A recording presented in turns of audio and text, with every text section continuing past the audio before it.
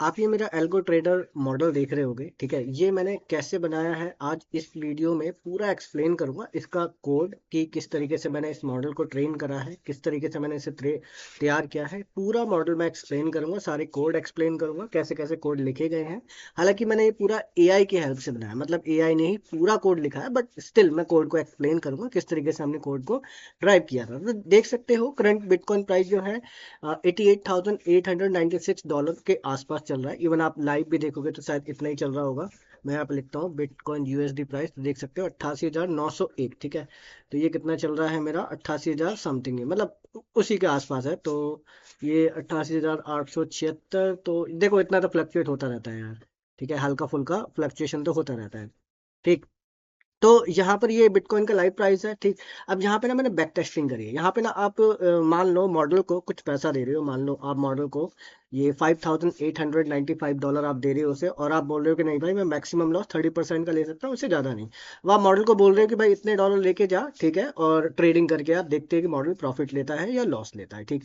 मैं इसको रन करूंगा तो बैक टेस्टिंग में देखो, आप देख सकते हो मॉडल ने 0.12% का प्रॉफिट लिया है, और लॉस तो मैंने इतना लगा रखा था। अब मॉडल ने वो मतलब करा कैसे प्रॉफिट, उसने होल्ड पे 45.2% रखा, ठीक है, बिटकॉइन को, और लॉन्ग करा 54.8%। अब आप बोलोगे यार होल्ड और लॉन्ग में क्या अंतर है। एक्चुअली में उसने फ्यूचर में जो लॉन्ग पोजीशन बनाई थी 54%, और होल्ड मतलब स्पॉट मार्केट में उसने 45.2% का होल्ड लिया था, और शॉर्ट उसने जीरो करा। शॉर्ट उसने जीरो क्यों करा, मुझे ऐसा लगता है कि मैंने इस मॉडल को मतलब देखो मैंने 2 साल का ना क्रिप्टो का डाटा दिया था मॉडल को, प्रीवियस 2 ईयर का, ठीक है, और वो प्रीवियस 2 ईयर पे ही ये ट्रेडिंग कर रहा है, ठीक है। प्रीवियस 2 ईयर पे ये ट्रेडिंग कर रहा है। देखो अब इसने 4.46 का लॉस भी ले लिया, हालांकि आप देख सकते हो, ठीक है, काफी सारे इसने प्रॉफिट लॉस लिए। देखो एक ये बहुत बड़ा प्रॉफिट लिया था, ये पूरे 2 साल का प्रॉफिट है, कोई एक दिन या एक घंटे का नहीं है, ठीक है। उसने कैसे कैसे लिया है देख रहे हो आप, हर किसी में देख सकते हो कि शॉर्ट इसने लिया ही नहीं है। शॉर्ट ये क्यों नहीं ले रहा, क्योंकि प्रीवियस 2 ईयर में बिटकॉइन में काफी अच्छा बूम आया था, तो उसने उस बूम को प्रिडिक्ट कर लिया कि भाई बिटकॉइन बहुत ज़्यादा मतलब अप मार्केट है, तो बेवकूफ़ी है उसमें शॉर्ट पोजीशन लेना। तो वो क्या कर रहा है देख सकते हो आप, शॉर्ट तो वो ले ही नहीं रहे, यहाँ पे भी शॉर्ट नहीं ले रहा, यहाँ पे भी शॉर्ट नहीं ले रहा, यहाँ पे भी प्रिकॉशन के लिए उसने कभी बार शॉर्ट ले लिए तो ले लिया, अदरवाइज वो शॉर्ट पोजीशन ले ही नहीं रहा भाई। यहाँ पे भी जीरो है इसका शॉर्ट पोजीशन, ठीक है, ऑलमोस्ट जीरो जीरो ही चल रहा है इसका शॉर्ट। पीछे देखते हैं तो काफ़ी हद तक इसने शॉर्ट नहीं लिया मेरे ख्याल से, यहाँ पे शॉर्ट जीरो, लॉन्ग होल्ड इतना। यहाँ पे इसने शॉर्ट लिया था 4.2%, 4.2% यहाँ पे शॉर्ट, मतलब जो शॉर्ट है ना, शॉर्ट पोजीशन वो ले नहीं रहा। आप अगर नोटिस करो तो ना के बराबर वो शॉर्ट पोजीशन ले रहा है, ज़्यादातर वो लॉन्ग पोजीशन को ही प्रेफर कर रहा है, ठीक। तो वो ऐसा क्यों कर रहा है, 2 साल की मार्केट में उसने काफ़ी ज़्यादा बूम देखा होगा, तभी वो ऐसा कर रहा है। बैक टेस्टिंग में तो हमने खैर यही देखा है, ठीक है। देखो अब आगे ना 88,916 के आसपास ये होल्ड का प्रिडिक्शन दे रहा है कि भाई होल्ड करो, काफी अच्छा जा सकता है आगे। तो अब मैं इसके कोड को एक्सप्लेन करता हूँ। एंड हाँ, मैं इस वीडियो में ये सिर्फ एजुकेशन पर्पस पे ही आपको मतलब ये मॉडल दिखा रहा हूँ, एजुकेशन पर्पस पे ही मॉडल को कैसे बनाते हैं ये बता रहा हूँ मैं। इसमें मैं कोई भी आपको ट्रेडिंग की सलाह नहीं दे रहा कि आप जा करके ट्रेडिंग करो। ये बोट मैं अभी बता रहा हूँ, 100% आपको रॉन्ग प्रिडिक्शन भी दे सकता है, तो आप इसके भरोसे मतलब ट्रेडिंग मत करना बिल्कुल भी नहीं, कि यहाँ पे ये बोल रहा है होल्ड करो तो जाके आप होल्ड पोजीशन ले लो, यहाँ पे लिखा है ये बाय करो तो बाय कर लो, ऐसा मत करना, ठीक है। मैंने ऊपर साफ साफ लिखा पड़ा है, ये सिर्फ एजुकेशनल एंड ट्रेनिंग पर्पस के लिए मैंने बनाया है, ठीक है। प्लीज इसके बेस पे ट्रेड मत लो, क्योंकि ये अभी टेस्टिंग पे है, और जो रियल वाला होगा वो हम फ्यूचर में देखेंगे। ये सिर्फ टेस्टिंग के लिए मैंने बनाया है, ठीक है। तो अब चलते हैं एक बार इसके कोड के पास। तो कोड में आप देख सकते हो मैंने सबसे पहले क्या करा था, पिप इंस्टॉल CCXT, इसका मतलब होता है crypto currency exchange trading library. और स्टेबल बेसलाइन क्या है कि ये हमें ना पीपीओ प्रॉक्सिमल पॉलिसी ऑप्टिमाइजर देगा। अब वो क्या होता है वो भी मैं आगे एक्सप्लेन करूंगा, ठीक है। अब जिमनेशियम ये हमें एक एनवायरनमेंट देता है जहाँ पर हम अपने री लर्निंग को ट्रेन करते हैं। देखो क्या क्या होता है, अगर आपने basic machine learning deep learning पढ़ा है तो ये आपको 2 मिनट में समझ में आ गया होगा, लेकिन फिर भी मैं इसे और एक्सप्लेन करूंगा, ठीक है। स्टेबल बेसलाइन क्या होता है, जिमनेशियम क्या होता है, ये हम आगे बताएंगे, ठीक है ना। बाकी आपको crypto currency exchange trading library का तो मतलब समझ में आ गया होगा, मैंने इसे क्यों इंस्टॉल करा है, रीजन बिहाइंड, क्योंकि हम एक बिटकॉइन का ट्रेडिंग मॉडल बना रहे हैं, बिटकॉइन ट्रेडिंग बोर्ड बना रहे हैं। तो उसी के लिए मैंने इस लाइब्रेरी को इंपोर्ट किया है, ठीक है, मतलब इंस्टॉल किया है। उसके बाद मैंने क्या करा, वाई फाइनेंस को इंपोर्ट किया और पैंडास को इंपोर्ट किया। पैंडास को क्यों करा, क्योंकि हमें डील करना है डाटा के साथ, ठीक। और वाई फाइनेंस से हमने क्या करा है, मतलब डाटा जितना भी स्टॉक मार्केट का डाटा होता है वो आप याहू फाइनेंस से ले सकते हो, इसलिए मैंने इसे इंपोर्ट किया। तो देखो देख सकते हो डाटा फ्रेम, मैंने डाटा फ्रेम में डाटा इंस्टॉल करा, मतलब डाटा को रखा है कहाँ से, वाई फाइनेंस से। वाई फाइनेंस से मैंने डाटा को डाउनलोड करा, किसको, बिटकॉइन यूएसडी को। पीरियड लिया मैंने 2 साल का, इंटरवल लिया मैंने 1 दिन का। ठीक। अब वहां पर ना आपको 5 कॉलम मिलेगी, जिसमें हर एक वर्ड देखो, देख सकते हो कैपिटल में हो भी सकता है और नहीं भी हो सकता। ठीक। तो मैंने बोला भाई कैपिटल में हो चाहे स्मॉल में हो, ऐसी ही कॉलम मेरे पास बने और पांचों की पांचों कॉलम फिल हो जाए 2 साल के डाटा के साथ और 1 दिन के इंटरवल के साथ। ठीक। तो ये इसने यहाँ पे डाटा को फिल कर दिया। उसके बाद मैंने ड्रॉप एनी का इस्तेमाल करा, मतलब एआई ने यूज करा, मैं सिर्फ इसे एक्सप्लेन कर रहा हूँ। मैंने एआई से ही कोड लिखवाया, मैंने खुद से कोई कोड नहीं लिखा, एक सिंगल लाइन भी मैंने खुद से नहीं लिखी है, हर एक चीज ये एआई ने लिखा है। ठीक। ड्रॉप एनी मतलब क्या करा उसने, जितने भी नल वैल्यूज थी उस सभी नल वैल्यू को इसने हटा दिया। ठीक। अब यहाँ पे रीसेट इंडेक्सिंग क्या कराए, या रीसेट इंडेक्सिंग क्या होती है, जैसे कि आप देख सकते हो एक इंडेक्स होता है, यहाँ पे लिखा होता है 1 2 3 4 5 6। अब मान लो 6 वाली रो डिलीट हो गई क्योंकि वो नल थी। ठीक। तो क्या क्या होगा अगर मैं रीसेट इंडेक्सिंग नहीं करूंगा, तो 1 2 3 4 5, अब 6 वाली खत्म, 7 8 9 10, मतलब अब 6 वाली दिखेगी नहीं। तो लेकिन मैंने बोल दिया भाई रीसेट इंडेक्सिंग कर दो उसे, मतलब इसे कंटिन्यूअस रेट में डाल दो, जैसे 6 वाला खत्म तो जो 7 है वो 6 बन जाएगा, जो 8 है वो 7 बन जाएगा। इस तरीके की रीसेट इंडेक्सिंग की गई है यहाँ पे। ठीक है। फिर जो भी डाटा है उसको लोड कर दो, यहाँ पे मैंने मैसेज डलवा दिया। ठीक। शेप उसकी दे दो, कितनी रो, मतलब टोटल कितनी नंबर ऑफ रो है, कितनी कॉलम है। तो यहाँ पे देखो इसने फेच कर दिया है, देख सकते हो डेली डाटा लोडेड। अब यहाँ पे देखो 732 रो ली है और 5 कॉलम, 5 कॉलम देख सकते हो कि open high low close and volume. ठीक है। 5 कॉलम है और रो 732 है। ठीक। यहाँ पे इसने स्टार्टिंग की 4 रो भी दिखा दिया आपको। ठीक। ओपन कितने पे होता है, 41,300, 2 साल पहले इतना प्राइस था, कोई बड़ी बात नहीं है। ठीक है। 2 साल पहले इतना प्राइस था। और लास्ट की 5 में देख सकते हो 90,000 पे भी गया है। ठीक है। ये डॉलर में है, आईएनआर में नहीं है। ठीक। तो ये हमने क्या करा, 2 साल के डाटा को यहाँ पे फैच कर लिया। अब 2 साल के डाटा को फैच करने के बाद हमने पांडा का इस्तेमाल, क्योंकि हमें डाटा के साथ डील करनी है। नमपाई का भी मैंने इंपोर्ट करा, क्योंकि हमें न्यूमेरिकल वैल्यू के साथ भी डील करनी है। ठीक है। अब मैंने क्या करा, इसमें टेक्निकल इंडिकेटर को ऐड करा। टेक्निकल इंडिकेटर्स आप देखो, टेक्निकल इंडिकेटर्स के लिए ना आप मेरे यूट्यूब चैनल पे जाओगे, मैं आपको बता रहा हूँ, जैसे आप मेरे चैनल पे जाओगे ना यहाँ पे, तो आप मेरे ना प्लेलिस्ट पे आना, प्लेलिस्ट पे आप देखोगे कई सारे। तो यहाँ पे टेक्निकल एनालिसिस मॉड्यूल की मैंने एक प्लेलिस्ट बनाई होगी, ये रहा एनसीएफएम टेक्निकल एनालिसिस मॉड्यूल। तो आप इस वीडियो पे जा करके आप पूरा देखो, कितने घंटे की है, 5 आवर की वीडियो है, एनसीएफएम टेक्निकल एनालिसिस मॉड्यूल है। आपको टेक्निकल एनालिसिस की डेप्थ लेवल पे नॉलेज मिलेगी। ठीक है। इसको पढ़ लोगे तो आपको समझ में भी आ जाएगा, ये moving average, exponential moving average, Bollinger band, ये सब कुछ समझ में आ जाएगा कैसे मैथमेटिकली कैलकुलेट किया जाता है, क्योंकि हम उसके मैथमेटिकल कैलकुलेशन को ही यहाँ पे स्टोर कर रहे हैं। जैसे कि मूविंग एवरेज 10, मतलब 10 दिन का जो भी मूविंग एवरेज है, नॉर्मल आपने मीन मॉड मीडियन ये सब निकाला है, तो यहाँ का हम मीन निकाल लें। 10 दिन में जितना भी बिटकॉइन का प्राइस था उसका एक एवरेज निकाला। ठीक है। और उसको हमने यहाँ पे रख दिया। ठीक। जो डाटा फ्रेम में सारा डाटा रखा पड़ा है 2 साल का। ठीक है। तो हमने सिंपल मूविंग एवरेज का 10 दिन का डाटा निकाला, उसका मीन निकाल के रख दिया। फिर हमने 50 डेज का निकाला। ऐसा क्यों कर रहे हैं, क्योंकि हमें एक्सपोनेंशियल मूविंग एवरेज भी निकालना है। अब देखो ईएमए कैसे निकालते हैं, ये एक एडजस्टमेंट फैक्टर होता है, ईडब्ल्यूएम इसे बोलते हैं, exponential weighted moving. Exponential weighted moving हमने 12 डेज का लिया है, एडजस्टमेंट फैक्टर फॉल्स डॉट उसका हमने मीन निकाल दिया। देखो ये एक एक्सपोनेंशियल मूविंग एवरेज जो होता है वो कोरिलेटिव होता है सिंपल मूविंग एवरेज का, लेकिन दोनों में अंतर ये होता है कि ईएमए जो होता है एक्सपोनेंशियल मूविंग एवरेज, वो प्रेजेंट वैल्यू जो अभी की वैल्यू है ना उसको ज्यादा वेट दे देता है और बाकियों को वेट कम देता है। मैं एक एग्जांपल दे देता हूँ, जैसे मूविंग एवरेज 50 लिखा पड़ा है 50 डेज का, मतलब आप मान लो इस तरीके से डाटा लिखे पड़े हैं, 1 2 और 3 4 5, 5 डाटा निकले पड़े हैं। ठीक है। मैं 50 ना लेकर के 5 का ले रहा हूँ। ठीक। अब आप इसका मीन निकालते हो तो क्या करोगे, सिंपल आप इस पूरे को 5 से डिवाइड कर दोगे। 5 से डिवाइड करने के बाद मान लो एक नंबर आया 85, मान लो, मतलब मुझे नहीं पता कितना आया। ठीक है। मान लो 85 आया, तो इसका मतलब 85 जो आया है ना, ये सबको इक्वल वेटेज दे रहा है, मतलब 20% इसको वेटेज दे रहा है। ठीक है। और 20% इसको वेटेज दे रहा है, 20% इसको वेटेज दे रहा है, 20% इसको, 20% इसको। This is called equal weightage. लेकिन ईएमए में ऐसा नहीं होता। ईएमए में क्या होता है कि आप जब पांचों का निकालोगे ना ईएमए, तो होगा क्या, ईएमए जो अभी स्टॉक मार्केट में अभी जो वैल्यू निकल के आई है, मतलब अभी जो मार्केट में प्राइस मिल रहा है, उसको वो ज्यादा वेटेज दे देगा। मान लो पांचों में ही ले लो, लास्ट की जो वैल्यू जो अभी आई है, वो क्या करेगा, ये वैल्यू नहीं है, बल्कि वॉल्यूम लिखा पड़ा है, ठीक है, मतलब वैल्यू मान के चलो। तो वो क्या करेगा, वो कहेगा कि जैसे सबको 20-20 दिया है ना, तो ईएमए क्या करेगा, exponential moving average with the help of exponential weighted moving, जो वेटेड मूविंग है, इसको दे देगा अराउंड अराउंड 40% का वेटेज। अब बचा कितना, 60% का। तो 60% का जो है ना, इक्वली इन सब पे डिवाइड हो जाएगा। This is called exponential moving average. तो ये निकालने का फॉर्मूला है यहाँ पे, ठीक। तो अगर आप इसको सॉल्व करोगे तो पता लग जाएगा। जब यहाँ पे आप पढ़ोगे ना, देखो ये मेरी एनसीएफएम की वीडियो है, जाके आप देख सकते हो, ठीक, देखना चाहो तो यहाँ पे भी आप समझ जाओगे। फिर एमएससीडी का फॉर्मूला क्या होता है, ईएमए 12 में से ईएमए 26 को माइनस कर दो, आपको एमएससीडी निकल जाएगा, मूविंग एवरेज कन्वर्जेंट डाइवर्जेंट। फिर एवन एमएससीडी का सॉरी एमएससीडी का सिग्नल भी निकलता है, तो सिग्नल निकालने का फॉर्मूला ये होता है, ठीक है। आप चाहो तो ये वीडियो देख लेना, यहाँ पे सब कुछ आपको मिल जाएगा। फिर हमने ये डेल्टा किसके लिए निकाला, हमने आरएसआई के लिए, रिलेटिव स्ट्रेंथ इंडेक्स।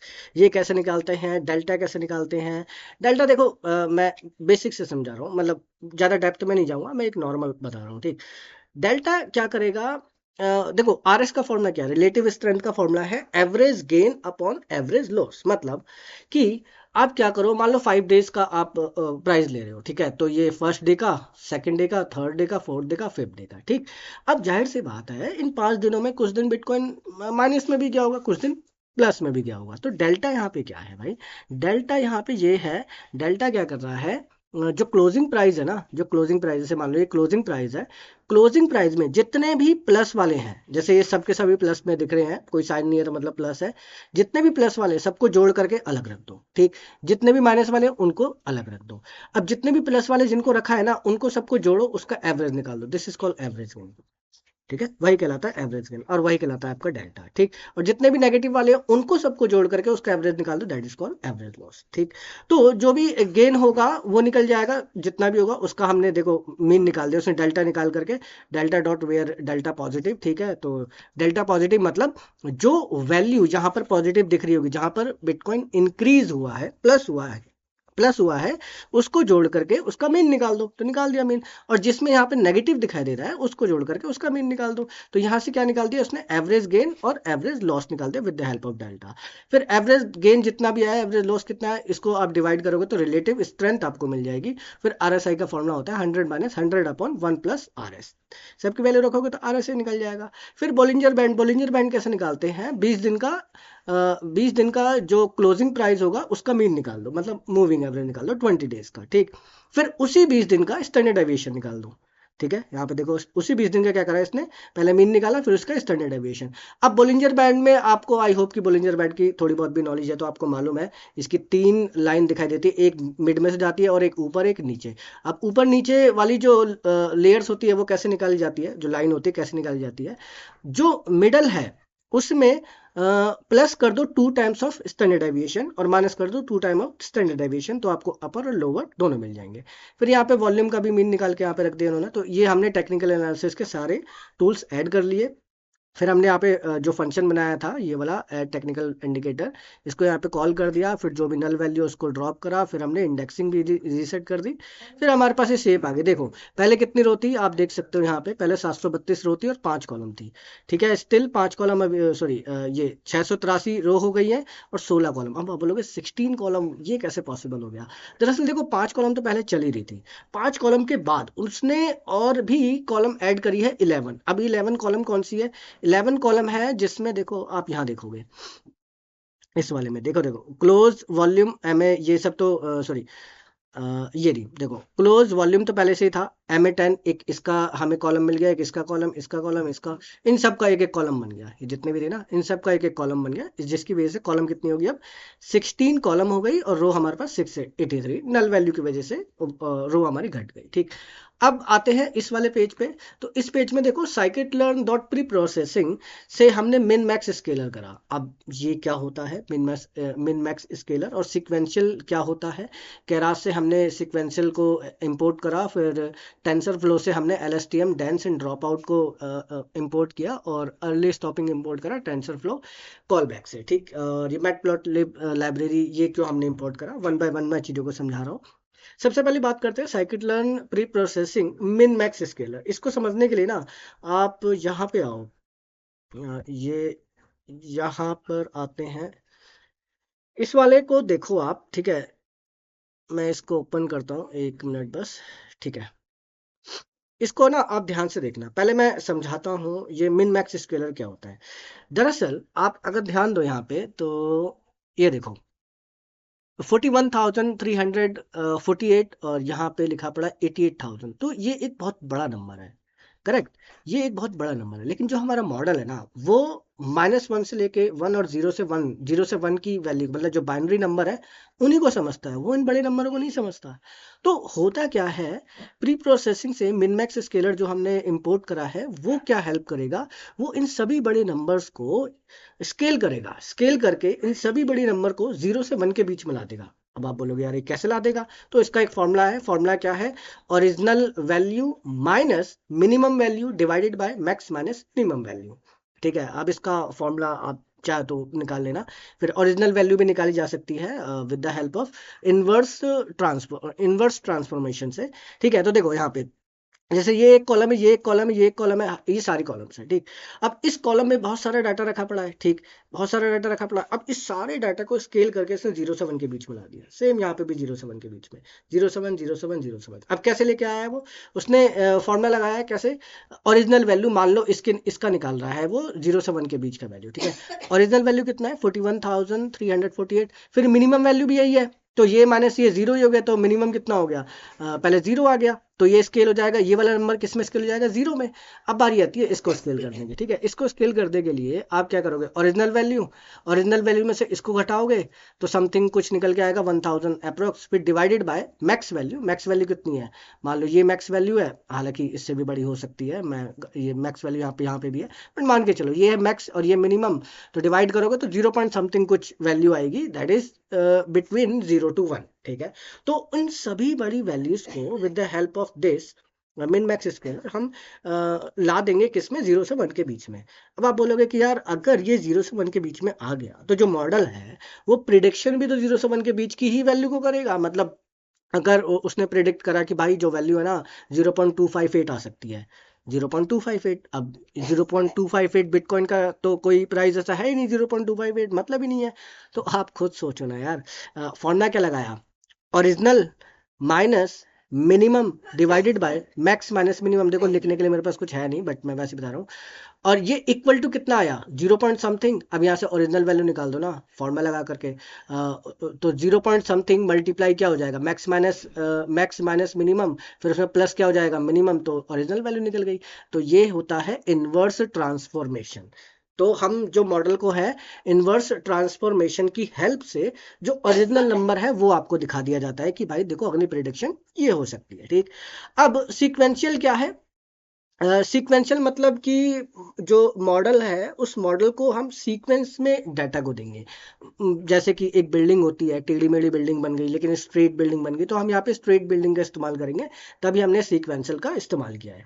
अब सीक्वेंशियल में होगा क्या, जब मॉडल को सीक्वेंस में डाटा दिया जाएगा, जैसे कि पहला डाटा, फिर दूसरा, फिर तीसरा, फिर चौथा, फिर पांचवा, ये सीक्वेंस में हम डाटा को दे रहे हैं मॉडल को। ठीक, जैसे ही हम मॉडल को सीक्वेंस में डाटा दे रहे हैं तो हो क्या रहा है, मॉडल फिर उसके हिसाब से अपने प्रिडिक्शन लेगा। फिर इन तीनों का क्या काम भाई, LSTM डेंस और ड्रॉप आउट। LSTM क्या करेगा, उस सीक्वेंशियल को, जितनी भी आप सीक्वेंशियल बनाओगे, मान लो 60 80 जितनी की आप सीक्वेंशियल बनाते हो, मान लो मैंने यहाँ पे 60 की सीक्वेंशियल बनाई है, तो 60 रो के जितने भी डाटा है उसको LSTM की हेल्प से मॉडल क्या करेगा, स्टोर कर लेगा अपने ब्रेन में, कि भाई मेरे ब्रेन में ना 60 रो पड़ी हुई है। ठीक है, फिर ड्रॉप आउट और डेंस का इस्तेमाल क्यों हो रहा है, LSTM क्या करेगा, उसे स्टोर करेगा, स्टोर करने के बाद एकदम से ड्रॉप आउट आएगा। ड्रॉप आउट मतलब कि जो सीक्वेंस 60 की होगी, 60 के बाद जो अगला नंबर होगा, मतलब अगला जो भी डाटा होगा उसको ड्रॉप आउट की हेल्प से एक मतलब नॉइस क्रिएट कर दिया जाएगा। अब आप बोलोगे कि यार ये तो फिर दिक्कत वाली बात है ना, फिर मॉडल यहाँ पे कंफ्यूज हो जाएगा। हम यही तो करना चाहते हैं, क्योंकि अगर मॉडल को आप कंटिन्यूअसली डाटा देते जाओगे तो मॉडल ओवर कॉन्फिडेंस हो सकता है। ओवर कॉन्फिडेंस बिल्कुल ऐसे ही जैसे कि मान लो आपने एग्जाम दिए, करीब 10 एग्जाम दिए और 10 के 10 एग्जाम आपने पास कर दिए, आपने एक एग्जाम भी फेल नहीं करा। इसका मतलब क्या हो गया, आप ओवर कॉन्फिडेंट हो चुके हो। अब 11th जो एग्जाम आ रहा है वो थोड़ा सा टफ आ गया, आप तुरंत फेल हो जाओगे बिकॉज ऑफ ओवर कॉन्फिडेंस। समझ गए? तो इसलिए हमारा मॉडल ओवर कॉन्फिडेंट ना हो, तभी हमने ड्रॉप आउट का यूज करा है। अब ड्रॉप आउट क्या करेगा, जब सिक्वेंशियल कंप्लीट होगी तो उसके बाद एक नॉइस क्रिएट कर देगा। नॉइस क्रिएट करने की वजह से जो मॉडल है ओवर कॉन्फिडेंट को ब्रेक करेगा, मतलब वहां पे तोड़ देगा। और फिर एकदम से एक पॉइंट आएगा जहां पे डेंस क्रिएट होगा। डेंस मतलब कि जब पूरा डाटा कंप्लीट हो जाएगा, फिर उसके बाद जो प्रिडिक्शन होगी, मॉडल हमें प्रिडिक्शन दे देगा। अब अर्ली स्टॉपिंग क्या आ रहा है? ठीक है, अर्ली स्टॉपिंग क्या है, जब हम मॉडल को डाटा देते हैं तो डाटा हम दो पार्टों में स्प्लिट करते हैं, एक ट्रेनिंग और दूसरा होता है टेस्टिंग। और टेस्टिंग को हम वैलिडेशन बोलते हैं, टेस्टिंग को वैलिडेशन, इस चीज को याद रखना। ठीक है, तो यहाँ पे मैं आपको दिखा देता हूँ। मैं इसको समझाने के लिए नीचे समझाता हूँ। और ये मैटप्लॉटलिब तो आपको मालूम है, ग्राफ ड्रॉ करने के लिए है। ये सारी कॉलम्स बनाई, ठीक है। फिर इस कॉलम्स को हमने डाटा में, डाटा नाम के एक और वो बनाया हमने, उसके अंदर रख दिया। ठीक है, आप देखो मिन मैक्स स्केलर मैंने अभी आपको बता दिया, फिट ट्रांसपोर्ट फिट करेगा एक 0 से 1 के बीच में। ठीक है, फिर अब यहाँ पे देखो बिटकॉइन स्केलर डॉट पिकल। अब डब्ल्यू ई का मतलब क्या है, इसका मतलब है राइट बाइनरी। बाइनरी क्या होता है, 0 से 1। तो अब राइट बाइनरी जब 0 से 1 के बीच में लिखेगा, ये सारा डाटा जितना भी डाटा है 2 साल का, ये सारा डाटा जब वो बाइनरी में लिखेगा तो रखेगा कहाँ, डॉट पिकल में रखेगा। वो bitcoin underscore scholar dot pickle में सारा डाटा रख देगा। रखने के बाद हम यहाँ पे एक्स वाई देख सकते हो, यहाँ पे एक लूप चला for i in range sequential length comma length scale data. जो भी स्केल डाटा यहाँ से हमको मिलेगा, सॉरी ये रहा स्केल डाटा। ठीक है, उसको यहाँ पे रखेंगे एंड देन हम उसे एक्स वाई में अपेंड कर देंगे। ठीक है, एक्स कोमा वाई में अपेंड कर देंगे, सारा अपेंड मतलब डाटा को वहाँ पे रख देना। ठीक है, अब स्प्लिट करा, 80% डाटा हम टेस्टिंग में रखेंगे और रिमेनिंग डाटा हम उसमें, सॉरी 80% डाटा हम ट्रेनिंग में रखेंगे और जो रिमेनिंग है वो टेस्टिंग में रखेंगे। अब टेस्टिंग मतलब क्या, टेस्टिंग मतलब वैलिडेशन। ठीक है, अब ऐसा स्प्लिट क्यों करा भाई, पूरा 100% डाटा मॉडल को क्यों नहीं दिया जा रहा, 20% क्यों? मैंने जस्ट अभी आपको बताया था कि अगर मॉडल सारे एग्जाम पास करता गया तो वो ओवर कॉन्फिडेंट हो जाएगा, जिसकी वजह से वो अननोन नंबर्स पे फेल हो जाएगा। तो हो क्या रहा है, पहले मॉडल को 80% डाटा पे ट्रेन करा जा रहा है। जैसे ही मॉडल 80% पे अच्छा रिजल्ट दे रहा है, ठीक है, मतलब जैसा भी है वो अच्छा रिजल्ट दे रहा है ट्रेनिंग पे, तुरंत उसके पास ना 20% डाटा भी दिया जा रहा है और उसको बोला जा रहा है कि भाई देख, 80% पे जो तूने काम किया है ना वो तेरे को दे दिया हमने डाटा। अब ये 20% डाटा जो है ना अननोन है। अब बता, इस अननोन नंबर को देख करके तू क्या नया नंबर प्रिडिक्ट करेगा? अगर उसमें उसकी प्रिडिक्शन अच्छी रही, इसका मतलब डाटा रट्टा नहीं मार रहा, वो पढ़ रहा है, मतलब वो अच्छे से पढ़ाई कर रहा है, समझ रहा है चीज़ों को। मतलब यहाँ पे ना वही रट्टाफिकेशन या समझना, जैसे होता है ना कि कई लोग रट्टाफिकेशन मान लेते हैं तो भाई उनको लगता है कि उन्हें बहुत अच्छी एजुकेशन आती है। लेकिन नहीं, यहाँ पे मॉडल को रट्टाफिकेशन ना, मतलब मॉडल हमारा रट्टाफिकेशन ना मारे, समझदारी से काम ले, इसके लिए हमने डाटा को स्प्लिट करा है। 80% पे हम मॉडल को ट्रेन करेंगे, फिर 20% अननोन डाटा उसके सामने रख देंगे और बोल देंगे भाई अब 20% पे बता क्या रिजल्ट देगा तू। अगर उसने 20% पे भी एरर कम दिया, लॉस जो है वो कम हुआ, ठीक है, तो इसका मतलब जो हमारा मॉडल है अच्छा ट्रेन कर रहा है। ठीक, अब इसको समझने के लिए ना यहाँ पे ना देखो, हमें क्या देखना पड़ता है, लॉस देखना होता है, ट्रेनिंग लॉस और टेस्टिंग लॉस। टेस्टिंग लॉस मतलब वैलिडेशन लॉस। अगर ये दोनों लॉस साइमल्टेनियसली काफी अच्छा दे रही है, लॉस मतलब कि उसके अंदर जो कमियां हैं वो गिरती जा रही है, ठीक है, अगर वो ज्यादा हो गई तो समझ जाओ कि मॉडल अच्छे से ट्रेन हो चुका है। ठीक है, फॉर एग्जांपल मैं यहाँ से समझाता हूँ आपको। यहाँ पे ये ये है, रुको, हाँ देखो ये रहा, अंडर फिटिंग ओवर फिटिंग। ये जो है ये ट्रेनिंग डाटा है और ये है टेस्टिंग डाटा, वैलिडेशन को टेस्टिंग बोलते हैं। ठीक, अब देखो यहाँ पर ही मॉडल क्या कर रहा है, ये नीचे गिरता जा रहा है, इसका मतलब ये हुआ कि मॉडल धीरे धीरे सीख रहा है। धीरे धीरे सीख रहा है, ठीक। यहाँ पे सीख रहा है, अच्छा खासा सीख रहा है। और ये बहुत जैसे जैसे नीचे जाएगा ना, इसका मतलब मॉडल अच्छा सीख रहा है। अब आप बोलोगे यार नीचे जा रहा है तो सीख कैसे रहा है? मतलब ये है कि पहले उसने बहुत बड़ी गलती करी, फिर उस गलती को और कम कर दिया, फिर कम कर दिया, फिर कम कर दिया। अब ये गलतियां कम क्यों करता जा रहा है? ये बिल्कुल ऐसे है जैसे कि एक किताब आपको दी, आपने एक बार पूरी किताब पढ़ी, आपने टेस्ट दिया, फेल हो गए, मतलब नंबर आपके 100 में से मान लो 10 आए, ठीक है, इसका मतलब आप यहाँ पे हो। फिर उसी किताब को मैंने बोला दोबारा पढ़ो, आपने दोबारा किताब पढ़ी, फिर एग्जाम दिया, फिर आपके नंबर कम आ गए, मतलब फिर आपके नंबर पहले 10 आए थे, अब 20 आ गए, मतलब अब आपने लॉस कम करा, ठीक। ऐसे लॉस आप कम करते जा रहे हो, करते जा रहे हो, करते जा रहे हो, तो लॉस आपका गिरते जा रहा है, ठीक। अब यहाँ तक जब आपको उसी किताब के बेस पे एक नई किताब और दे दी, ठीक है, लेकिन उस नई किताब को हमने आपको पढ़ने नहीं दिया और आपको बोला कि भाई अब इस नई किताब के हिसाब से मतलब टेस्ट दो, या नए 2-3 चैप्टर ऐड कर दिए उस पुरानी किताब में, उसके हिसाब से आपने जब पहले टेस्ट दिया तो ऑलमोस्ट ठीक था, ठीक है, लेकिन आप इतने ओवर कॉन्फिडेंट हो गए कि आपने जो किताब पढ़ी हुई है उस पे तो रिजल्ट अच्छा आ रहा है, लेकिन जो किताब नहीं पढ़ी हुई उस पे आप रिजल्ट फेल कर रहे हो, देखो, फेल कर रहे हो। वहां पे नंबर कम आ रहे हैं, लेकिन यहाँ पे नंबर अच्छे आ रहे हैं, और यहाँ पे नंबर क्या आ रहे हैं? कम आ रहे हैं। यहाँ पे लॉस आपका बढ़ता जा रहा है, ठीक है, और यहाँ पे लॉस आपका घट रहा है। मतलब आप ट्रेनिंग में तो अच्छा कर रहे हो, इसका मतलब आप रट्टा अच्छा मार चुके हो, ठीक है, लेकिन अगर समझदारी की होती तो ये भी नीचे आता, जाहिर सी बात है। फॉर एग्जाम्पल दिस वन, इसको देखो, ये रहा, देखो, देखो एकदम से ट्रेनिंग में तो उसने अच्छा करा, ठीक है, और टेस्टिंग में देखो, देख सकते हो टेस्टिंग में कितना बुरा हाल, 0 नंबर है सीधा उसके। ट्रेनिंग में अच्छा रट्टाफिकेशन मार करके उसने वो अच्छे खासे मार्क्स लेके आ गया, लेकिन टेस्टिंग में बिल्कुल खराब। लेकिन फिर एकदम से उसको और अच्छे से ट्रेन करा तो देखो, अब यहाँ से ना ये अंडर फिटिंग में आ सकता है। अगर आप जहाँ पे रोक देते हो ना ई पोच को, ई पोच का मतलब यही होता है जहाँ पे हम ट्रेनिंग और टेस्टिंग करते हैं, यहाँ पे रोक सकते हो तो ये अंडर फिटिंग में आ सकता है, ठीक है। तो रोकना बेस्ट सोल्यूशन कहाँ पे होगा? यहाँ पर। यहाँ पे देख सकते हो, यहाँ पर इसने टेस्टिंग भी अच्छी करी है और ट्रेनिंग भी अच्छी करी, यहीं से जैसे आप रोक दोगे ना, तो मॉडल आपका अच्छे से ट्रेन हो जाएगा और आपको पता लग जाएगा कि मॉडल कहाँ पे अच्छा काम करेगा, ठीक। तो इसलिए इसे 80% 20% पे स्प्लिट करा गया है, तो ठीक है। यहाँ पे ट्रेन, आप देखो, मॉडल का सीक्वेंशियल लिया मैंने, जस्ट अभी आपको बताया था, 50 यूनिट, फिर रिटर्न सीक्वेंस, ठीक है, ये रहा आपका।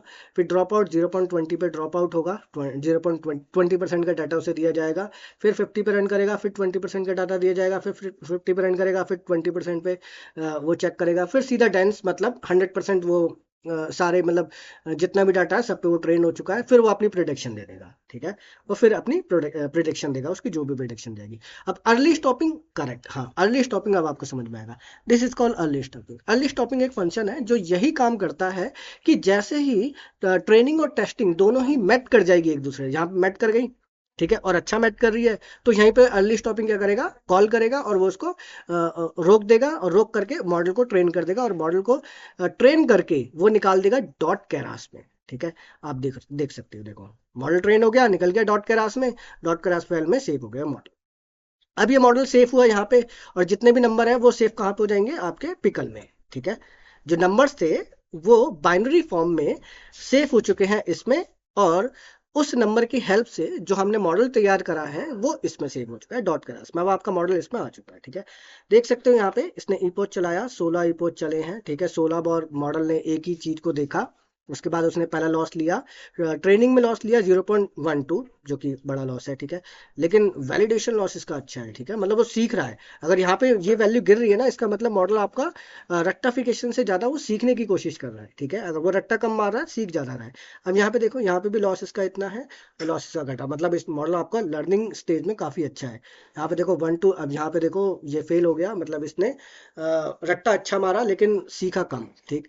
इसी तरीके से आगे जाते गए हम लोग, तो लास्ट में इसने देखो, लास्ट के आप ये देखोगे ई कोच, तो दोनों पे देखो सेम मैच कर गया। यहाँ पे भी देख सकते हो आप, देखो ये रहा, मैच कर गया ट्रेनिंग एंड टेस्टिंग दोनों, तो यहाँ पे उसको स्टॉप कर दिया, और केरास की हेल्प से हमने मॉडल को ट्रेन करके निकाल दिया। ये एलएसटीएम मॉडल है, ठीक है। अभी हमने डीप लर्निंग का जो रीइंफोर्समेंट लर्निंग मॉडल है वो अभी नहीं निकाला, ठीक है। इसको मैंने हाइब्रिड बनाया है, फिर डॉट पिकल में वो सारा स्केल डाटा हमें मिल चुका है, और फाइनल लॉस जो है वो इतना है, जो कि काफी अच्छा है, मॉडल बहुत अच्छे से ट्रेन हो चुका है, ठीक। आई होप कि तुम्हें यहाँ तक कोड समझ में आया हो। उसके बाद टेंसर फ्लो की हेल्प से हमने इस वाले मॉडल को लोड किया, ठीक है, और इस फाइल को भी लोड करा मैंने, पिकल की हेल्प से, ठीक, दोनों फाइल को लोड। अब देखो वहां पे क्या था, राइट, राइट मतलब उसको बाइनरी में लिखो। अब यहाँ पे रीड बाइनरी, अब बाइनरी को रीड करना है, तो अब ये वाला मॉडल क्या करेगा, पिकल से जितना भी डाटा बाइनरी में पड़ा हुआ है उसको रीड करेगा, रीड करके हमें वो प्रिडिक्शन देगा। कैसे, देखो यहाँ पे गेट प्रिडिक्शन नाम का एक फंक्शन बनाया हमने। अगर प्रिडिक्शन लेस देन 60 है तो sequential dot I log start dot value, देखो ये स्केल डाटा, स्केल डॉट रीसेव 16030।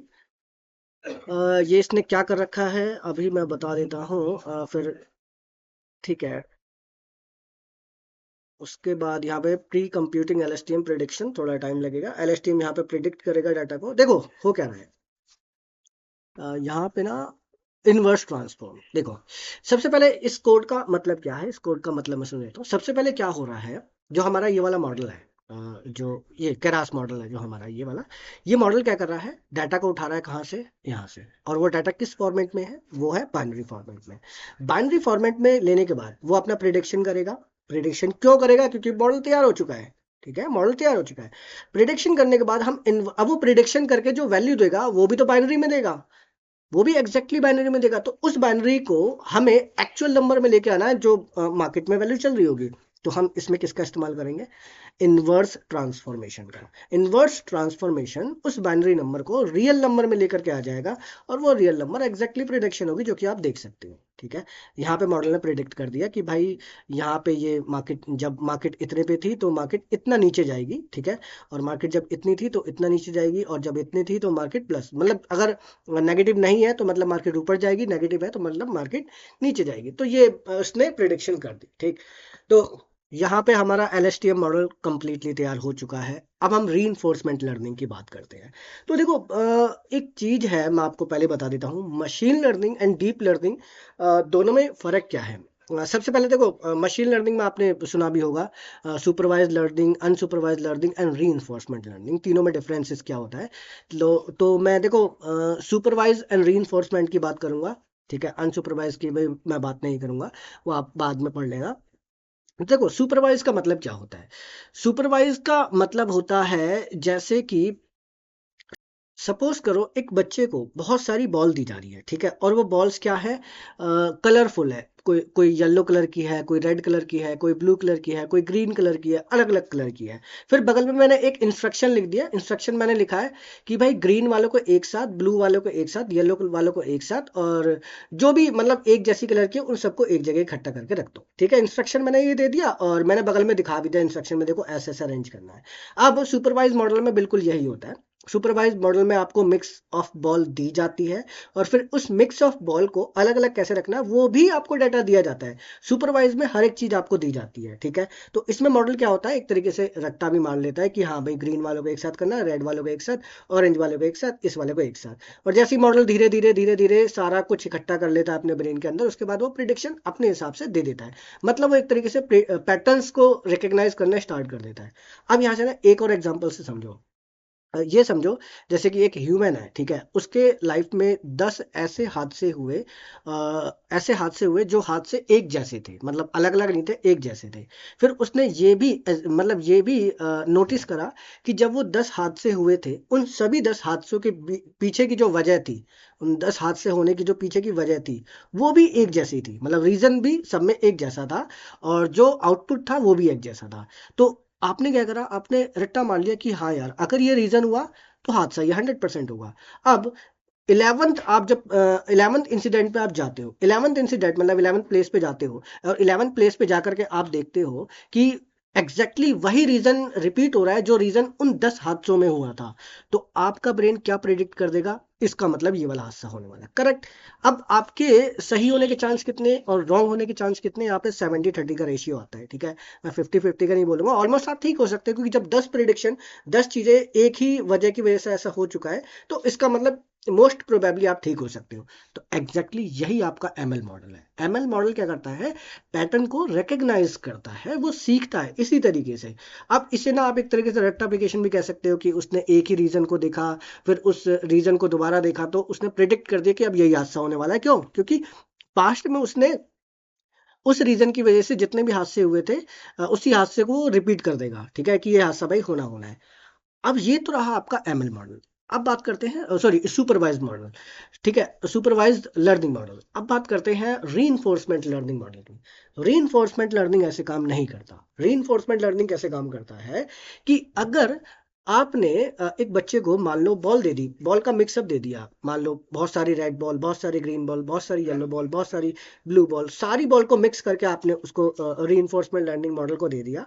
अब मॉडल को आप ना इंस्ट्रक्शन नहीं दे रहे हैं कि भाई रेड को अलग कर, ग्रीन को अलग कर, ब्लू को अलग कर, कुछ भी नहीं दे रहे। वो बच्चा क्या करेगा, छोटा सा, अगर उसकी रीजनिंग अच्छी हुई, वो क्या करेगा, एक रेड बॉल को उठाएगा अपने पास रखेगा, ग्रीन बॉल को उठाएगा अपने पास रखेगा, एकदम से एरर जनरेट हो जाएगा कि नहीं भाई ये गलत है, अलग अलग बॉल का मिक्सर रख रहा है तो गलत है।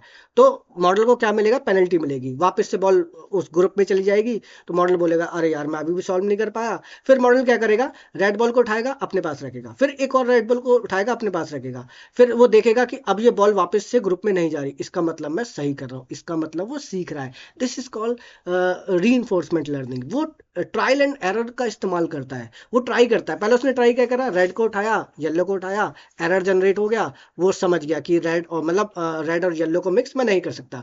इसका मतलब वो ये नहीं समझा कि मैं अलग अलग कलर को मिक्स करूंगा तो गलत है, वो ये समझ गया कि रेड और येलो को मैं मिक्स नहीं कर सकता, ठीक है, उसके रीजनिंग में ये स्टोर हो चुका है। अब वो रेड उठाया, फिर दोबारा उसने रेड उठाया, फिर अब वो ये समझ गया कि मैं रेड और रेड को एक साथ रखूंगा, इसका मतलब सही है। इसका मतलब वो ये नहीं समझा कि अगर मैं सेम कलर को इकट्ठे करूंगा तो सब कुछ ठीक रहेगा वरना गलत होगा, वो ये नहीं समझा। वो ये समझा रेड रेड को उसने इकट्ठा करा, ठीक हो गया। अब दो रेड को इकट्ठा करा, फिर उसने एक येलो करा, फिर गलत हो गया, तीनों बॉल वापस चलेगी। अब वो समझ गया कि मैं दो रेड को रखूं तो ठीक है, अब तीसरी येलो नहीं ले सकता, तो तीसरी कौन सा ले सकता है, ब्लू ले सकता है, ग्रीन ले सकता है और रेड भी ले सकता है, करेक्ट। तो इस तरीके से वो लर्निंग करता है। दिस इज कॉल्ड री लर्निंग। तो अब आप खुद बताओ कि ये वाला मॉडल जो मैं बता रहा हूँ, री लर्निंग, जो सीख रहा है एनवायरमेंट से, ये वाला मॉडल मच बेटर है या मशीन लर्निंग का मॉडल मच बेटर है? आई होप कि आप समझ चुके होंगे। ये वाला मॉडल बहुत ज़्यादा इंटेलिजेंट होगा और बहुत ज़्यादा डेंजरस भी होगा, और ये रियलिटी में से डेंजरस मॉडल माना भी जाता है, क्योंकि बिल्कुल ये ह्यूमन की तरह सीखता है, हर एक चीज़ ह्यूमन की तरह। तो हमने इसी मॉडल को तैयार करा है यहाँ पर, और तैयार करने के लिए हमने इसका एक एनवायरमेंट तैयार किया है। एनवायरमेंट कैसे, जिमनेशियम क्या करता है, उसी री लर्निंग के लिए एक एनवायरमेंट बनाता है। जैसे जिम होते हैं ना, जिम में जाकर के आप जिम करते हो, ठीक है, तो इसी तरीके से एक एनवायरनमेंट तैयार किया जाता है जहां पर जैसे जिम में डंबल अम्बल सब रखे रहते हैं, तो इसी तरीके से एनवायरनमेंट में सारा डाटा रखा होगा, ये सारा डाटा। अब हमारा मॉडल क्या करेगा, रीइंफोर्समेंट लर्निंग वाला, वो ट्रायल एंड एरर का इस्तेमाल करके चीजों को सीखेगा वन बाय वन। अब सिखाने के लिए हम यहाँ पे टाइम स्टैम्प का यूज करते हैं। टाइम स्टैम्प का कैसे यूज करते हैं वो मैं आपको बताऊंगा, ठीक है।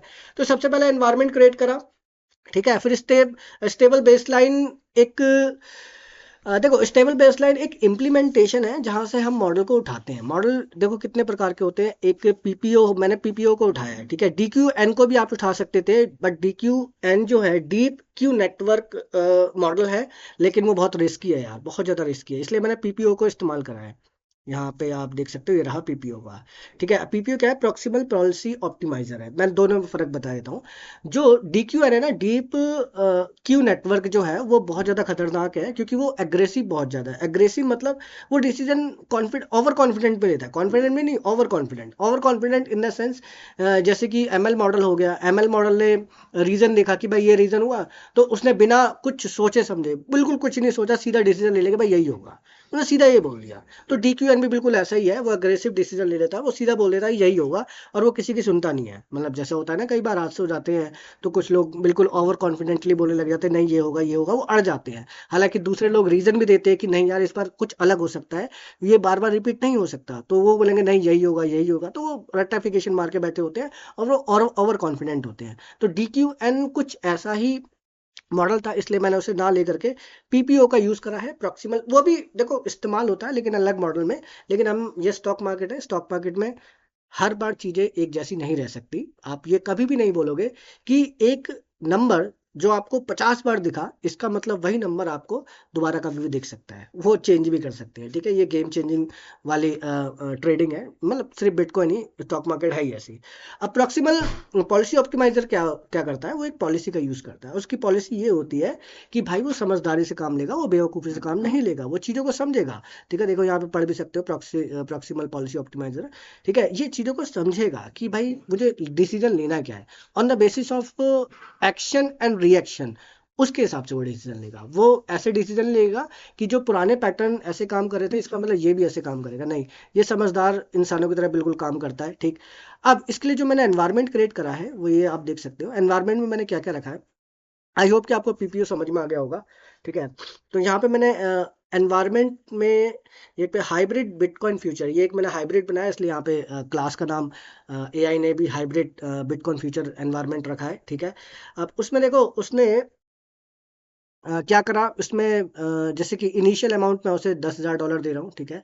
लिवरेज 5 टाइम की वो ले सकता है अगर वो फ्यूचर में ट्रेडिंग करता है, और फीस इतनी कटेगी जब जब वो ट्रेडिंग करेगा। लुक बैक 60 का वो लेगा, मतलब 60 रो के ऊपर वो ट्रेडिंग करेगा अपनी, मतलब टेस्टिंग करेगा, अ, ठीक है, एनवायरनमेंट में, ठीक। फिर यहाँ पर वही फीस रेट लिवरेज वगैरह और कुछ नहीं है यहाँ पे, ठीक है। रीसेट करा, मतलब ये वाला जो फंक्शन है, ये वाला फंक्शन कितना बैलेंस है उसको ट्रैक करेगा, ठीक है। और ये वाला बैलेंस, ये वाला जो फंक्शन है रीसेट, मतलब बैलेंस को वो रीसेट करेगा, ठीक है।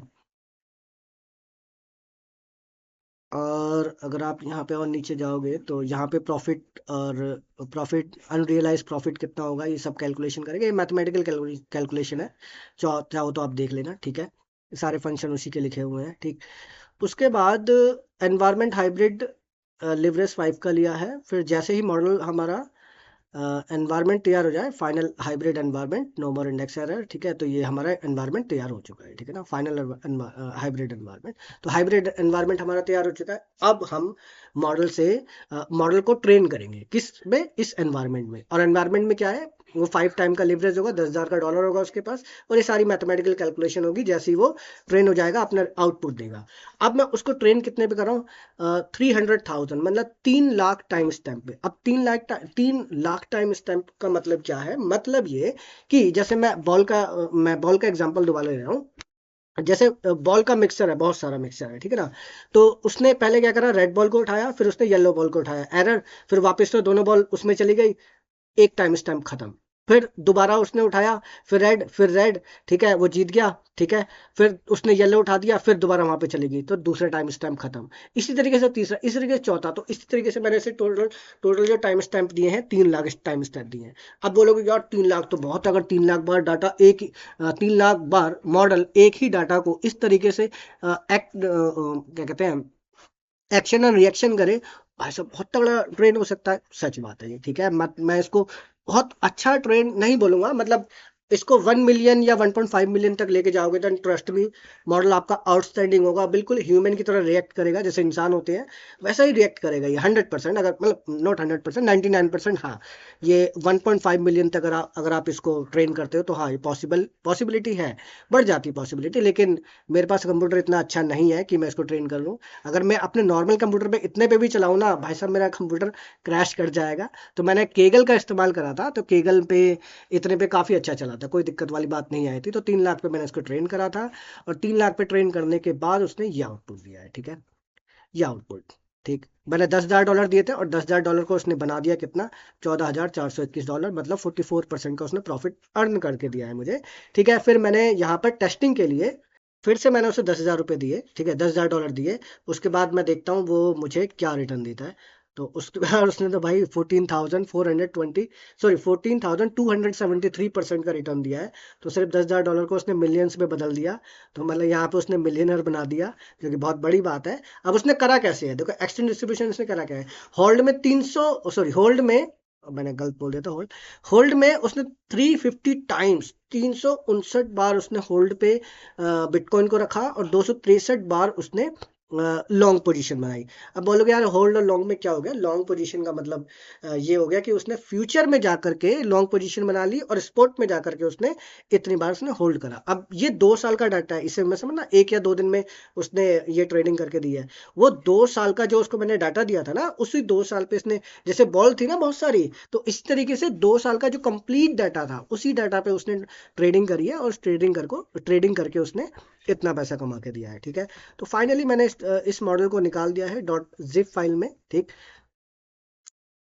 तो ये था मेरा algo trading model. I hope कि तुम्हें ये क्या कहते हैं, इसके कोड समझ में आए हों। अब मैं एक बार इसके लाइव दोबारा से दिखा देता हूँ। इसका लाइव कहाँ पे था? ये रहा। ठीक है, ये रहा। इसको मैं रिफ्रेश करता हूँ तो देखो यहाँ पे ये भी चेंज होगा, लाइव प्राइस जो है ये भी इसका चेंज होगा। ठीक, तो मैंने इसको रिफ्रेश करा, बस मुझे कुछ सेकंड का टाइम दो। ठीक है, तो हम यहाँ पे ना एक बार बैक टेस्टिंग भी करेंगे, जो कि मैंने आपको बता दिया। ये 10,000 डॉलर हम उसे दे रहे हैं, हालांकि यहाँ पे मैंने डॉलर बढ़ा दिए 1.5। देखो, बट ये चेंज हो गया ना, 89,114 पे आ चुकी है मार्केट। ठीक है, बैक टेस्टिंग करके देखता हूँ, यहाँ पे चाहो तो आप चेंज करके देख लेना। ठीक है, मैं ये 45,000 समथिंग कर रहा हूँ, यहाँ पे मैं इसका 39% का लॉस, मैक्सिमम लॉस इतना झेल सकता हूँ। एंड देन या इसने सिर्फ इतना रिटर्न दिया, और मतलब उसने होल्ड क्या करा, होल्ड 14% को होल्ड करा, और 85% उसने लॉन्ग पोजीशन बनाई है। तब भी उसने सिर्फ इतना ही प्रॉफिट जनरेट करके दिया। एक टाइम पे उसने बहुत बड़े बड़े प्रॉफिट भी दिए थे, ये देखो। ठीक है, ये देखो, लॉस मैंने लिमिटेड रखा है, तो लॉस उसने ज़्यादा नहीं दिया है। ठीक है, बाकी अब मॉडल सीख रहा है धीरे धीरे, जाहिर सी बात है। तो बैक टेस्टिंग में इस तरीके से आप बैक टेस्टिंग कर सकते हो। तो ये रहा, ये मेरा एल्गो ट्रेडिंग मॉडल है। तो बाकी जो मेरे पास मॉडल्स हैं उसका मैं आपको ना ओवरव्यू दे देता हूँ। ठीक है, ये मेरा एल्गो ट्रेडर था। अब मैंने क्या बनाया था, H D F C bank का री इन्फोर्समेंट लर्निंग मॉडल बनाया है, बिल्कुल वैसे जैसे मैंने आपको वो री इन्फोर्समेंट वाला समझाया था। इसको एक बार मैं चलाकर दिखा देता हूँ। ठीक है, तो इसको चलाने के लिए मुझे ये वाला बंद करना पड़ेगा। ये वाला मॉडल अभी रनिंग पे है, दिखा देता हूँ मैं आपको। ये देखो, ये रनिंग पे है। ठीक है, तो इसको मुझे बंद करना पड़ेगा। इसको मैं काट ही देता हूँ यार, फिर मैं एच डी एफ सी वाले को चलाता हूँ। ठीक, ये रहा एच डी एफ सी। मैं इसको ना सिर्फ आपको रिव्यू करूंगा। ठीक है, कोड आप इसके, मैं नीचे डिस्क्रिप्शन पे ना आपका अपना केगल का लिंक भी दे दूंगा, एंड आपको अपने गिटहब के भी लिंक दे दूंगा, ताकि आप सारे कोड्स को डाउनलोड कर सको। ठीक है, तो यहाँ से मैं इसको रन करता हूँ। मुझे बस थोड़ा सा टाइम देना, ये रन हो रहा है ऐप डॉट पी वाई। ठीक है, ये H D F C bank का प्रिडिक्शन मॉडल है। हम लाइव भी देखेंगे, लाइव कितना प्राइस चल रहा है। ठीक है, और यहाँ पे टाइम देख सकते हो, 22 तारीख है आज, और टाइमिंग 1:15 हो रखा है। ठीक, देखते हैं ये मेरे को कितना प्राइस बता रहा है, देन हम लाइव भी चेक करेंगे। ठीक है ना, हल्का फुल्का फर्क होगा, ज़्यादा नहीं। और हमें ये बता भी देगा कि होल्ड करना है, बाई करना है, सेल करना है, क्या करना है, हमें ये भी वो बता देगा। तो 1 मिनट का टाइम दे। हाँ, ये ब्रेक हो गया बिकॉज ऑफ, इसका ब्रेक होने का रीजन है कि ये जो है ना, ये वर्चुअल एनवायरनमेंट पे चल रहा है। तो मैं इसका एक बार वर्चुअल एनवायरनमेंट ऑन कर देता हूँ। तो डॉट वी, 1 मिनट, हाँ ठीक है, मैं इसका वर्चुअल एनवायरनमेंट ऑन कर देता हूँ। तो dot we, E N V, script activate. ठीक है, ओह, क्या एरर आ गया? ठीक है, सॉरी, डॉट नहीं लगाना, v, E N V, script, sorry, ये स्क्रिप्ट्स है, स्क्रिप्ट नहीं आता, एस नहीं लगाया शायद, इसलिए उसने एरर दिया था शायद, नहीं मतलब वो एस आता है इसलिए एरर था। ठीक है, और यहाँ पे डॉट वाला है, तो डॉट मेरे को लेके चलना है, क्योंकि यहाँ पे डॉट लिखा पड़ा है। ठीक है, तो dot we, E N V, script activate, activate हो गया। ठीक है, तो यहाँ पे मैं अब इसको रन कर लेता हूँ, Python app dot P Y. तो यहाँ पे रन करूंगा मैं, जो यहाँ पे देखो dot E N V, V in V था, इसलिए मैंने इसलिए नहीं हो रहा था वो। ठीक है, बस थोड़ा सा टाइम दो, देन इट विल स्टार्ट। तो हम लोग यहाँ पर, इसका ये चल रहा है। मैं इसको डिलीट कर देता हूँ, इसको भी डिलीट, इसको भी डिलीट, ताकि सारे मॉडल एक साथ चले। तो हाँ, ये चल गया। ठीक है, मैं इसको यहाँ से कॉपी कर लेता हूँ, and then paste it hair.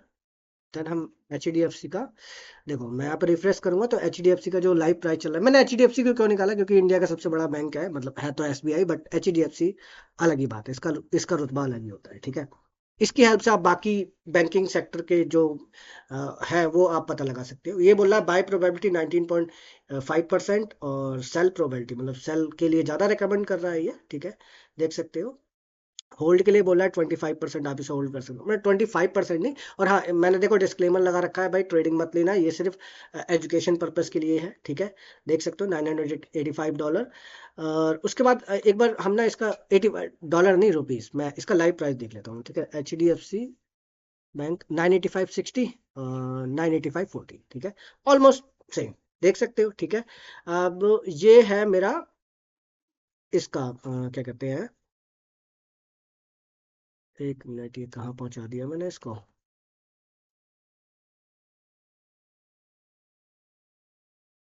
ठीक है, तो यहाँ पर इसका सोर्स कोड कहाँ पे है, मैं सोर्स कोड बता देता हूँ। इसका सोर्स कोड पूरा ये रहा, यहाँ पे मैंने अपनी लाइब्रेरी, जो जुपिटर नोटबुक की लाइब्रेरी है, ये पूरा सोर्स कोड है इसका, ठीक है। तो आप पूरा सोर्स कोड यहाँ से देख सकते हो, ठीक, पूरा मॉडल का आप सोर्स कोड यहाँ पे देख सकते हो। ये बड़ा खतरनाक था यार, इसका ट्रेनिंग में ही बहुत ज़्यादा दिक्कत आ गई थी, जो मैंने 300,000 स्टेप लिए थे ना, रुला दिया था भाई इसने, मतलब 4-5 घंटे तक मुझे इसे ट्रेन ही करना पड़ा था, तो दिक्कत हुई थी, बट ओवरऑल ये बन चुका है, ठीक है। तो आप ये कोड देख सकते हो, ठीक है, इसके आउटपुट भी है यहाँ पे, डाउनलोड कर लेना जिप, मैं आपको मतलब अपना गिटहब का लिंक दूंगा, तो वहां से आप जिप फाइल डाउनलोड करके देख लेना, ठीक है। तो देखो ये जिप फाइल जो है, ये रीइंफोर्समेंट लर्निंग मॉडल ही है, ठीक।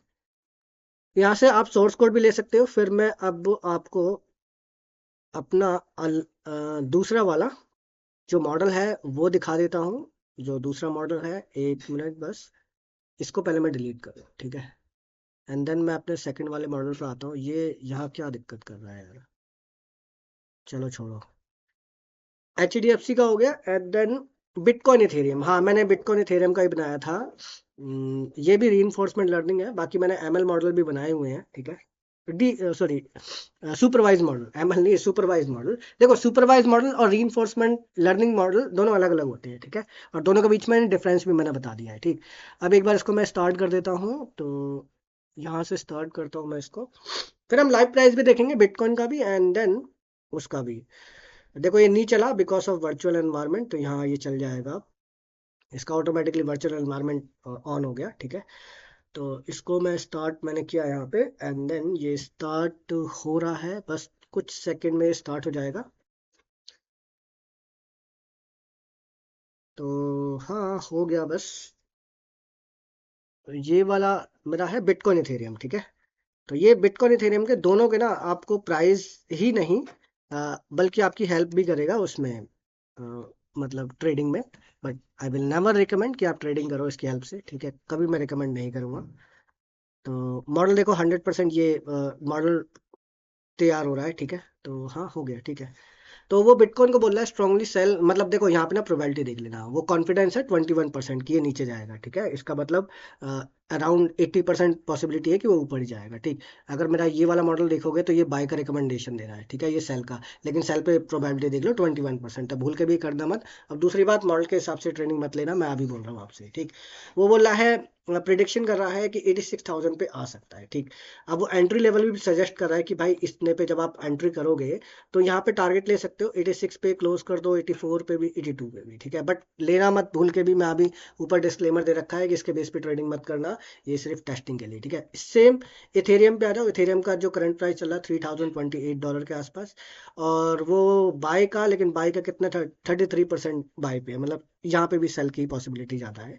वो आपको टारगेट भी दे रहा है इस टारगेट के हिसाब से, और ये रीजन भी दे रहा है कि भाई ऐसा मैं क्यों बता रहा हूँ, ठीक है, रीजन भी दे रहा है। लाइव प्राइस भी आप देख सकते हो बिटकॉइन यूएसडी का, सेम पे यहाँ 8958 दे रहा है ना, 8958 बिटकॉइन यूएसडी, 89 देख सकते हो, ऑलमोस्ट ऑलमोस्ट ऑलमोस्ट यार। अब यहाँ पे बोलोगे यार यहाँ पे तो अलग है, यहाँ पे रिफ्रेश नहीं करा ना भाई, इसलिए ये ऐसा दिखा रहा है, ठीक। ओह सॉरी, मतलब वो कट गया था ना, इसलिए हट चुका है वो यार, तो वो शो नहीं करेगा, ठीक है। ठीक है, तो देख सकते हो ऑलमोस्ट ऑलमोस्ट सेम है दोनों, ठीक। तो इथेरियम का भी देख सकते हो आप, ETH में, ETH USD करूँ तो 3028, तो यहाँ पे भी कितना है, 3000, अच्छा 3153। इसको मैं रिफ्रेश करता हूँ दोबारा से, और ये कितना दे रहा है, 3028। रिफ्रेश करा मैंने इसको, तो 3027 भाई, इतना फ्लक्चुएशन होना आम बात है, कोई बड़ी बात नहीं है, ठीक है। आ गया ना सेम उसी पे। सॉरी। ठीक, तो आई होप कि ये तुम्हें क्लियर हो गया होगा, ठीक है। इसका आप वो लेना चाहते हो सोर्स कोड, तो ये रहा सोर्स कोड इसका कंप्लीट, मैंने यहाँ पे लिखा हुआ है कोड यहाँ पे, ठीक है। तो मतलब एआई से ही मैंने बनाया, मैंने खुद से कुछ भी नहीं बनाया, ठीक है। तो यहाँ पे आप पूरा इसका कंप्लीट सोर्स कोड है, यहाँ पे देख सकते हो, ठीक है।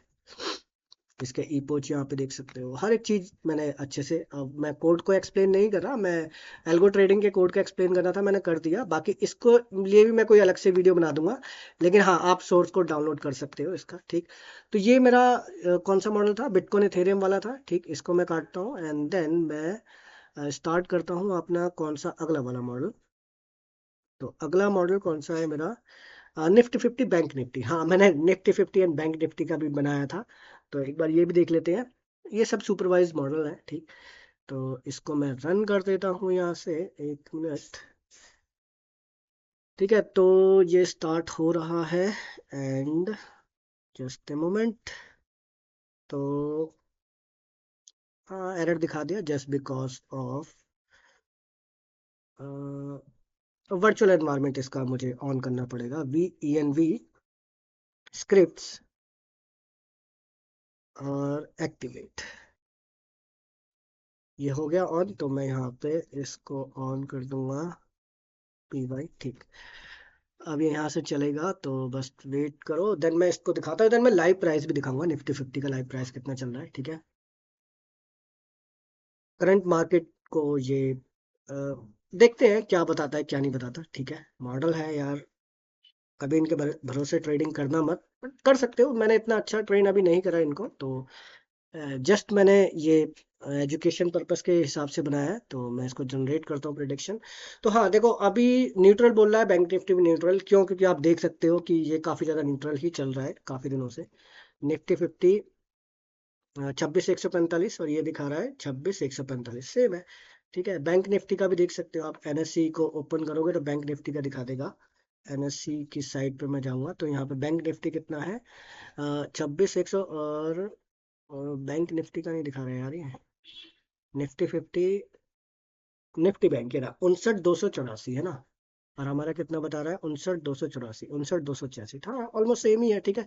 तो न्यूट्रल दिखा रहा है मार्केट को, ठीक है। मार्केट कंसोलिडेशन में है, जैसी बात है यार, कल ट्यूसडे आपको मालूम है, लेकिन मार्केट आज अच्छी खासी बड़ी है, जहां तक मेरा अंदाजा है 179, बहुत बड़ी बात है भाई, इतना बड़ा पॉइंट। तो मार्केट कंसोलिडेट नहीं करे, तो यहाँ पे मेरा मॉडल गलत भी बता रहा, तो देख सकते हो मॉडल गलत भी बता सकता है आपको, ये न्यूट्रल तो है नहीं। शायद ये न्यूट्रल देखो इसलिए भी ले रहा है क्योंकि मैं वन डे का चार्ट लेके चल रहा हूँ, तो वन डे के हिसाब से मार्केट क्या पता न्यूट्रल हो, क्योंकि कल एक्सपायरी है, आई होप कि आपको मालूम हो, कल ट्यूसडे है, कल एक्सपायरी है, तो मार्केट खुद को न्यूट्रल रखेगी ताकि वो प्रीमियम का पैसा खा सके, प्रीमियम को डीके कर सके, इसलिए वो न्यूट्रल रखने की कोशिश करेगी शायद कल के लिए, ठीक है। अगर मैं इसको 5 मिनट या 10 मिनट की कैंडल पे करता तो शायद ये कुछ मेरे को प्रिडिक्शन देता बाय सेल का, ये हर बार न्यूट्रल का ही देता है, ठीक है। 60% मानता है ये न्यूट्रल ही रहेगी, बाकी बाय सेल 20% है, इसलिए वो न्यूट्रल ही बता रहा है, ठीक है। प्राइस एकदम सेम बता रहा है वो। तो ठीक है, मैं अब इसको भी क्लोज करता हूँ, तो इसका आप सोर्स कोड यहाँ से ले सकते हो, ये रहा इसका सोर्स कोड, ठीक है। देख सकते हो ये रहा कंप्लीट इसका सोर्स कोड है, ठीक। ये इसके कंफ्यूजन मैट्रिक्स है जो भी है, ठीक है। आप देख सकते हो ये सोर्स कोड है इसका। देन मैं आता हूँ अपने दूसरे वाले प्रोजेक्ट पे, इसको मैं डिलीट करता हूँ एंड देन यहाँ पे आता हूँ मैं। अब देखो pump and dump, I hope कि आपको पंप एंड डंप का मतलब मालूम होगा। देखो ये तो एल्गो ट्रेडर है, आपने HFT का नाम सुना होगा, हाई फ्रीक्वेंसी ट्रेडिंग, उसकी उसकी हेल्प से मार्केट को पंप और डंप किया जाता है, हालांकि ये कंप्लीटली इलीगल है ऐसा काम करना, लेकिन फिर भी जो बड़े प्लेयर है वो करते हैं। देखो इन जनरल स्टॉक मार्केट में ये सब अब नहीं होता, पहले होता था 19th सेंचुरी के ज़माने पे, लेकिन क्रिप्टो करेंसी में आज ये दबा के होता है, पंप एंड डंप बहुत होता है। लेकिन क्या बिटकॉइन इथेरियम में होता है? तो नहीं, बिटकॉइन इथेरियम में होता है, बिटकॉइन अब काफ़ी हद तक कंट्रोल में आ चुका है, तो बिटकॉइन में ऐसा करने के लिए बहुत सारा पैसा चाहिए होता है, तो इसलिए बिटकॉइन में ऐसा करना रिस्की है, बहुत ज़्यादा रिस्की है, क्योंकि देखो जाहिर सी बात है ये ग्लोबली ट्रेडिंग होती है, ठीक है। आप एक बड़े प्लेयर हो, इसका मतलब ये नहीं कि दुनिया में सिर्फ आप ही बड़े प्लेयर हो, आपसे ही बड़ा कोई बंदा बैठा हो तो ले लेगा वो आपकी ढंग से, ठीक है। तो बिटकॉइन में करना ये बहुत ही ज़्यादा रिस्की होता है, तो लोग कम करते हैं, लेकिन हाँ, जो छोटे छोटे टोकन है, जो ये मैंने किस पे ट्रेन करा है, ये सोलाना ब्लॉकचेन पे ट्रेन करा है मैंने। सोलाना एंड इथेरियम की ब्लॉकचेन पे जो टोकन बने हुए हैं, सोलाना की ब्लॉकचेन पे बहुत सारे टोकन बने हुए हैं, और ये इथेरियम के ब्लॉकचेन पे भी बहुत सारे टोकन बने हुए हैं। तो उन्हीं टोकन पे इतना ज्यादा पंप एंड डंप होता है, आप सोच भी नहीं सकते। बहुत ज्यादा पंप एंड डंप, पता है कितने कितने परसेंट का? एक एक हजार परसेंट का पंप एंड डंप होता है। तो यहाँ पे ना मैंने देखो, मैं कुछ जैसे पॉप कैट को देता हूँ। पॉप कैट एक टोकन है, ठीक है, उस टोकन का देखो क्या बता रहा है, न्यूट्रली बता रहा है। तो देखते हैं किसमें कितना कितना पंकी, मान लो ये सब टोकन के नाम है, ठीक है, क्या क्या करते हैं, ये भी न्यूट्रल बता रहा है, ठीक है। मैं वैसे मैंने इसको बोंक पे ट्रेन करा है, बोंक के हिसाब से बाकी टोकन को भी लेके चलता है, ठीक है, फाट कॉइन को लेके चलो, सब न्यूट्रल दिखा रहा है यार ये तो। किसी पे भी एग्रेसिव बाय सेल नहीं आ रहा। देखता हूँ मैं इस पे भी। अच्छा, इसका प्राइस ये अनअवेलेबल है, पॉकेट का भी नहीं, बूम का नहीं, कोई दिक्कत तो नहीं आ रही। नहीं, सब ठीक चल रहा है, कोई दिक्कत नहीं है। मतलब हो सकता है कुछ प्राइस है जो हमें बैकएंड से ना मिल रहे हो, इसकी वजह से दिक्कत आ रही है। हाँ, ये तो सब में जीरो जीरो दिखा रहा है, इसका मतलब confidence zero, price not available, कुछ ना कुछ दिक्कत हुई है। ठीक है, इस मॉडल में मेरे कुछ ना कुछ दिक्कत हुई है, नहीं तो ये ना। अच्छा, अभी दिखा रहा था, अभी इसने कुछ दिक्कत दे दी है यहाँ पे। चलो ठीक है, 21 एरर, इसका मतलब मेरे ख्याल से इनकी वजह से। तो मुझे ये दोबारा से ये इंस्टॉल करना पड़ेगा, तब जाके दिक्कत खत्म होगी। चलो ठीक है, बाकी तुम समझ गए। यहाँ पे ना देखो टारगेट भी देता है, स्टॉप लॉस, आई होप कि तुम ये समझ में आ गया हो। ठीक है, मैं बॉन्क का फिर से करके देखता हूँ। नहीं दिखा रहा, किसी का नहीं दिखा रहा। ठीक है, कुछ ना कुछ दिक्कत होगी मॉडल में। बाकी आप इसका ना सोर्स कोड यहाँ से ले सकते हो। यहाँ पे इसका पूरा सोर्स कोड है, ठीक है, जुपिटर नोटबुक, ठीक है। तो आप चाहो तो सोर्स कोड पूरा डाउनलोड कर सकते हो। मैं आपको अपने गिटहब का लिंक दे दूंगा, और केगल का भी लिंक दे दूंगा, जहां से आप डाउनलोड कर सको। तो उम्मीद करता हूँ आपको ना ये वीडियो पसंद आई हो, और उम्मीद करता हूँ आपको ये मतलब समझ में आया हो एंड आपको ये मॉडल अच्छे लगे हो। और अगर अच्छे लगे हो तो प्लीज़ एक लाइक कर देना, एंड हाँ, कमेंट पे जरूर लिखना कि ये मॉडल आपको कैसे लगे, मतलब रिलायबल या फिर मतलब फालतू के मॉडल है, मतलब जो भी है। आप इस मॉडल के बारे में जो भी आपकी राय है, प्लीज़ कमेंट पे जरूर लिखना कि ये मॉडल ठीक ठाक है कि नहीं है, और इनका जो इकोसिस्टम है वो सही है कि नहीं है। एंड अगेन, इन मॉडल के बेस पे ट्रेडिंग मत करना, बहुत बड़ा लॉस हो सकता है। ये सिर्फ एजुकेशन एंड ट्रेनिंग पर्पस के लिए है, ठीक है। तो प्लीज़ इसके बेस पे ट्रेडिंग मत करना, एंड अभी के लिए बहुत बहुत शुक्रिया।